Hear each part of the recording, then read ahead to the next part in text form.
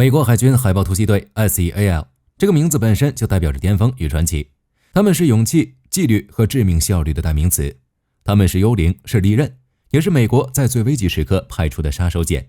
从二战滩头的蛙人到现代反极端战争的中心舞台，这支部队是如何从一支战术辅助力量成为了世界特种作战的标杆？他们经历了怎样地狱般的试炼，才配得上那枚令人敬畏的三叉戟徽章？今天让我们一起走进这支传奇部队，探寻其辉煌历史、经典战例，以及光环之下那些不为人知的故事。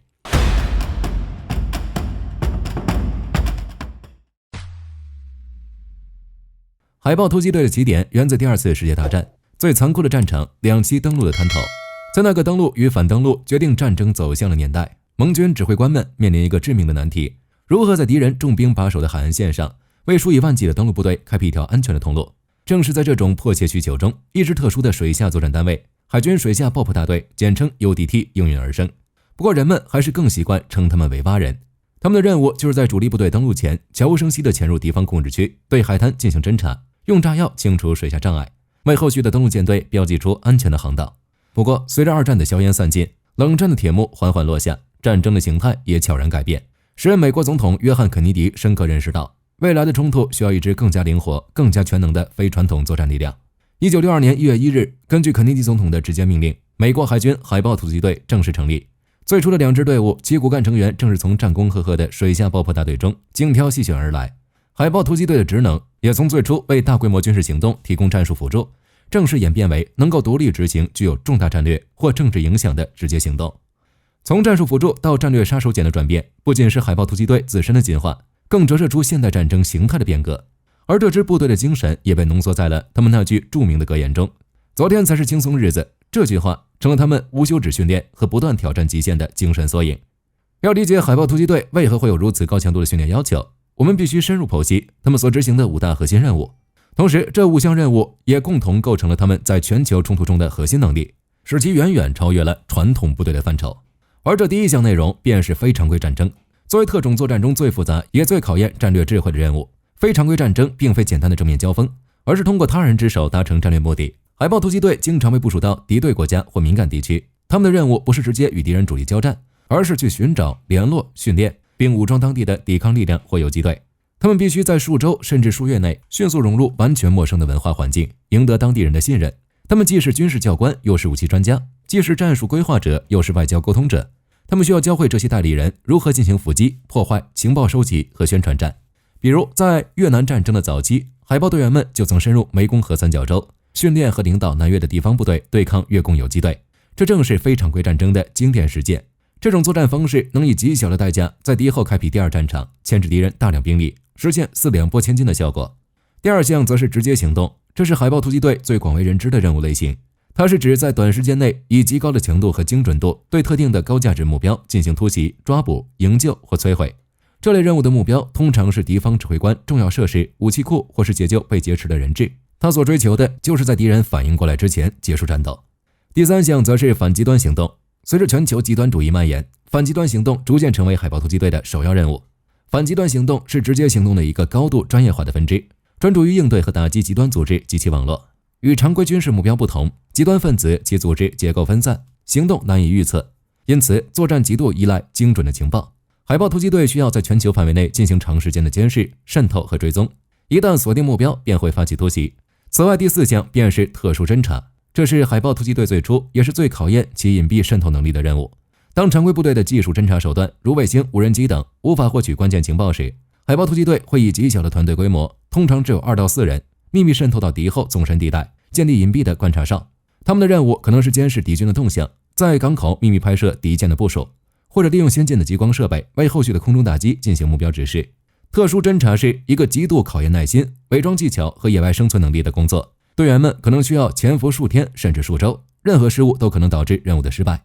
而第5项是最为重要的国内外防御，这项任务是非常规战争的另一面，通常发生在盟国或友好国家境内。其核心目标是通过训练、建议和支持，帮助这些国家的政府提升其自身的国防和安全能力，以应对内部叛乱或外部威胁。海豹突击队会作为军事顾问团被派往中东等国家，与当地的部队进行联合训练。他们传授的不仅是射击和战术，更是一整套现代特种作战的理念和体系。通过提升盟友的作战能力，美国可以更有效地维护地区稳定，巩固联盟关系。可以说，正是这5项任务共同塑造了海豹突击队的全能形象。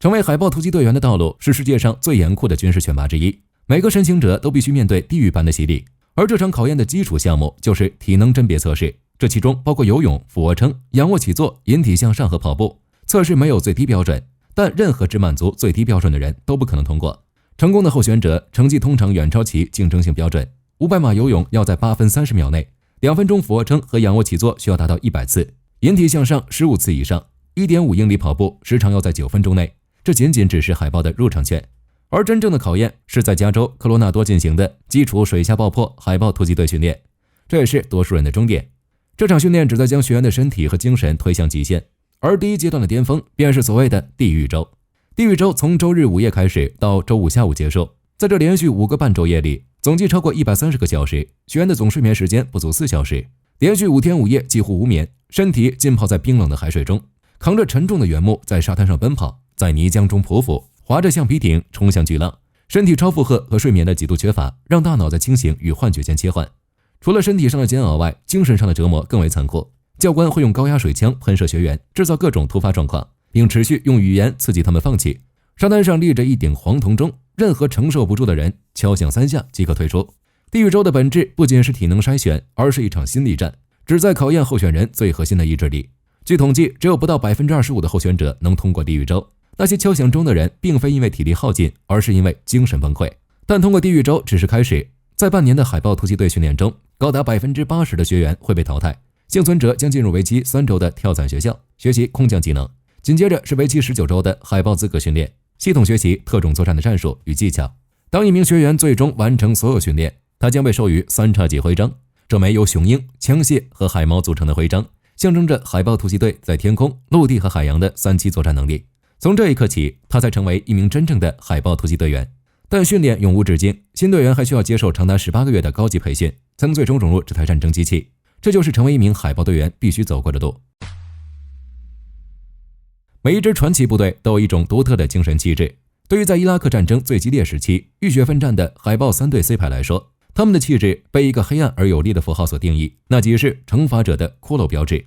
这个标志源自一部漫威的著名漫画人物惩罚者，代表着一位为正义复仇而战的孤胆英雄。对于在拉马迪这座被称作绞肉机的城市里日夜战斗的海豹队员来说，这个符号完美契合了他们的自我定位，他们就是敌人的惩罚者。前海豹3队狙击手凯文拉茨在他的回忆录《最后的惩罚者》中为我们揭开了这层文化面纱。队员们将这个骷髅标志喷涂在头盔、防弹背心和作战车辆上，这不仅是一种身份标识，更是一种心理武装，一种在血腥的巷战中保持信念的方式。他无时无刻不在提醒着自己为何而战。然而，真实的战场远比任何符号都复杂和混乱。拉茨的技术让我们得以窥见那些官方战报之外的士兵们最真实的体验。战场上最大的威胁有时并非来自清晰可见的敌人，在高度紧张和信息不畅的环境中，友军误伤的悲剧时有发生。拉茨就曾记录过，他的小队在一次行动中差点被友军陆军的火力覆盖。在那种生死一线的瞬间，敌我的界限会变得异常模糊。这种无处不在的混乱和不可预测性，是每一个身处战场的士兵都必须面对的日常。但对于海豹队员来说，最沉重的打击永远是来自战友的牺牲。马克里，海豹3队 C 排的机枪手，2006年8月2日，在拉马迪的一场激烈巷战中，马克里所在的巡逻队遭到敌人伏击，火力被完全压制。为了掩护正在转移的队友，他主动将自己暴露在敌人的枪口之下，用机枪进行压制性射击，最终不幸阵亡。他是伊拉克战争中第一位阵亡的海豹突击队员。麦克·蒙苏尔，海豹3队 G 排的机枪手，同年9月29日，在拉马迪的一次屋顶警戒任务中，一枚手榴弹被敌人扔到了他与2名队友之间。在任何人都来不及反应的瞬间，麦克·蒙苏尔毫不犹豫地用自己的身体扑向了手榴弹，用生命挽救了身边的战友。他因此被授予美国最高军事荣誉荣誉勋章。这些个人英雄的悲壮牺牲，正是海豹突击队不抛弃任何一个兄弟心条最真实的写照。宏大的战力固然辉煌，但正是这些有血有肉的故事，构成了这支部队真正的灵魂。不过，要支撑起世界最强的声誉，需要的可不仅仅是钢铁般的意志和兄弟情谊，更需要的是最顶尖的技术装备和无可挑剔的战术执行力。海豹突击队的装备体系正是其强大作战能力的基石，从定制的 MCA1 和 FN SCAR 突击步枪，到各类先进的夜视仪和通信设备，他们的单兵装备始终代表着科技的前沿。其中最具革命性的代表之一体现在他们的水下渗透载具上。与大家对特种部队的印象不同的是，海豹突击队不仅擅长精准打击，在大规模军事行动中，他们同样是执行关键破袭任务的雷霆先锋。1989年，在美军入侵巴拿马的正义事业行动中，海豹突击队就深刻地体现了这一点。这场行动的核心目标之一是瘫痪巴拿马独裁者曼努埃尔·诺列加的逃跑路线和指挥能力。这项艰巨的任务交给了海豹2队和4队。海豹4队的任务是秘密渗透至帕提拉机场，摧毁诺列加的私人飞机。然而，这次看似简单的破坏行动却遭遇了远超预期的顽强抵抗。巴拿马国防军早已在机场布防，当海豹队员们暴露在机场开阔地带时，一场血腥的交火瞬间爆发。在激烈的战斗中，4名海豹队员阵亡，多人受伤。尽管付出了惨重的代价，但幸存的队员们没有退缩，他们重整旗鼓，最终成功用 AT-4 火箭筒摧毁了诺列加的飞机，完成了核心任务。与此同时，海豹2队则执行了更为经典的水下渗透任务。他们的目标是诺列加停留在港口的一艘精锐巡逻舰巴拿马总统号。队员们携带炸药，悄无声息地潜入水中，将炸弹安放在船体上，并成功将其炸沉，彻底切断了诺列加从海上逃窜的可能。巴拿马之战虽然让海豹突击队付出了血的代价，却展现了他们在高强度冲突中的坚韧品格。无论面对多么猛烈的抵抗，他们始终以完成任务为最高目标。对于海豹队员而言，军旅生涯的终点往往是另一段截然不同人生的起点。当他们脱下军装，佩戴过的3叉戟徽章便成为一张通往新世界的特殊名片。他们在生死线上磨砺出顶尖的军事技能，精准的射击，周密的战术规划，强大的心理素质。在如今的社会中，全球对私人安保服务的需求激增，退役的特种兵，尤其是海豹突击队员，成为了这个行业最炙手可热的人才。其中最著名的例子莫过于前海豹队员埃里克·普林斯。他创立的私人军事公司黑水公司在伊拉克和阿富汗等战区扮演了极其重要的角色。他们为政府高官提供保镖，守卫重要设施，甚至直接参与战斗。这一现象揭示了一个深刻的转变：国家已不再是唯一拥有特种武力的实体。普林斯的成功催生了私人军事公司，也就是 PMC 的崛起。这些由退役精英组成的强大私人武装，游走在战争与商业的边缘，向全球提供着高价的安保服务。从海豹突击队到私人承包商的转变，不仅模糊了国家暴力与私人武装的界限，更对现代战争伦理提出了新的挑战。这不仅是海豹队员个人的职业选择，更反映了现代战争形态的复杂演变。然而，我们不能忘记，支撑这一切辉煌与争议的是每一位队员在军旅生涯中所付出的巨大代价。这一切正如凯尔穆伦的悲剧，展现了海豹的严格训练背后是身体机能的透支和违规药物滥用阴暗。我们看到了第7分队因酗酒被集体遣返，战后心理创伤与纪律松弛成为严峻挑战。我们也看到了爱德华·加拉格尔案引发的巨大争议，即便是面临多项严重指控，此案最终因证人证词变化等复杂因素，以大部分罪名不成立告终。加拉格尔最终仍以伊拉克战争英雄的身份退役等。各种来自负面的讯息也在提醒着我们，海豹突击队的成员是英雄也是凡人，他们承受着常人无法想象的重压，在传奇光环之下的也是同样需要被正视却难以言说的心理重担。审视美国海军海豹突击队的历史，我们看到的并非一个非黑即白的简单符号，它是一个复杂的充满矛盾的集合体。但瑕不掩瑜，海豹突击队依然是当今世界最顶尖的特种作战力量之一，他们是战士，更是一个个活生生的传奇。好了，关于美国海军海豹突击队的故事，今天就和大家聊到这里。如果你喜欢本期视频，别忘了点赞关注，也欢迎在评论区分享你的看法。你最敬佩海豹突击队的哪一点？是他们钢铁般的意志，还是那些改变世界的雷霆行动？又或者你对这支传奇部队有着怎样不同的见解？欢迎在评论区分享给大家。我是火力军，我们下期再见。好的，各位观众，今天给大家推荐一款 T 恤，不仅超有态度，还堪称性价比之王。首先，它超级轻，拿在手上轻飘飘，穿上身更是零负担，舒服到让你忘了它的存在。其次，面料具透气，就像会呼吸一样，就算在外面跑一天，也能保持干爽，彻底告别黏腻感。最关键的是，价格真的让我惊掉下巴，仅需很少的钱，你就能拥有这份清爽。质量和舒适度绝对远超这个价位，闭着眼入都不亏，多买几件换着穿也毫无压力。